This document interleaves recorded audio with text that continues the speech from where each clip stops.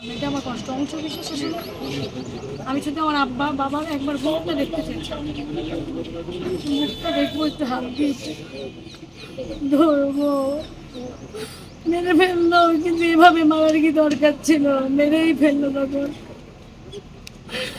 আমি শুধু একবার হাত দিয়ে ছুঁয়ে দেখতে চেয়েছিলাম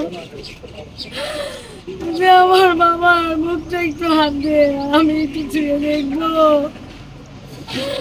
আমার বাবার যে কষ্ট হয়েছিল, আমাদের শরীরে একটু হাত কেটে গেলে আমরা বলি কি ব্যথা, আর একটা মানুষকে কেটে কেটে টুকরো করে আপনারা জানেন আমাদের ইসলাম ধর্মে আছে মৃত ব্যক্তির আস্তে আস্তে গোসল করাও, আস্তে আস্তে কাপড় পরাও, তার শরীরে ব্যথা লাগে, তা সে বলতে পারে না, কিন্তু এটা আমাদের কোরআনে লেখা আছে।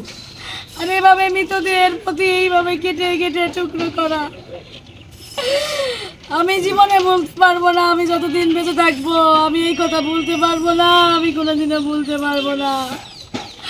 উপরে যদি আল্লাহ থাকে, আল্লাহ যদি থাকে, আমার এই দীর্ঘ নিঃশ্বাস, আমার চোখের পানি, আল্লাহ এর বিচার করবে। আল্লাহ অবশ্যই আছে, আল্লাহ বিচার করবে, বিচার করবে, এর সুষ্ঠু তদন্ত হবে, এর সর্বোচ্চ শাস্তি আমি চাই, সর্বোচ্চ শাস্তি চাই।